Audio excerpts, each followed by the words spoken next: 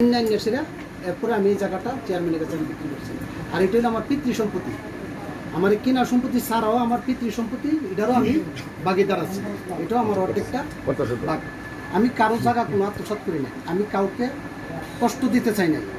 আমি তাদেরকে বারবার আমি চেষ্টা করছি তাদেরকে বারবার এটা সমঝোতা করে দিতে। এই দেখেন আমার বুকটা আমার বাই ফার্স হয়ে রয়েছে।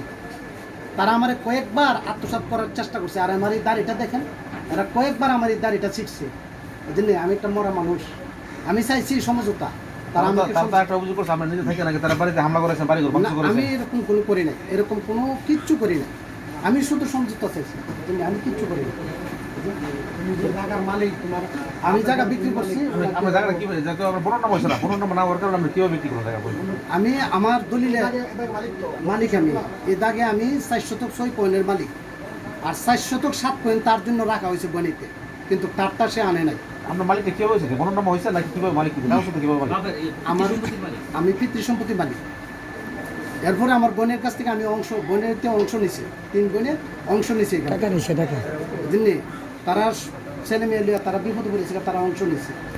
আমি বোনের কাছ থেকে কিনে আনছি, বুঝছেন, আমি কিনে আনছি, বুঝছেন।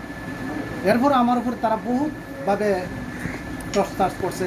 যিনি আমার এই 4টা দাঁত পর্যন্ত তারা নষ্ট করে রাখছে, যিনি এগুলো নিয়ে মামলা চলতে আছে। কিন্তু আমি চাই সমাধান। পুলিশ প্রশাসন এটার মধ্যে বহুত কিছু চেষ্টা করছে, কিন্তু পারে নাই, বুঝছেন। আজকে যে পুলিশ আসছে শফিক, উনিও এটা নিয়ে সেরা ওনার কাছে রিপোর্ট দিয়েছে। দেওয়ার পরে ওনার কাছে আমি গেছি, দেওয়ার পরে উনি কইছে আমার হাতে আমি সমাধান করে দেবো। আমি কিছু ভালো কথা, আলহামদুলিল্লাহ, আপনার হাতে সমাধান করে দিলে এটা সুন্দর। মিথ্যা কথা, এটা মিথ্যা কথা।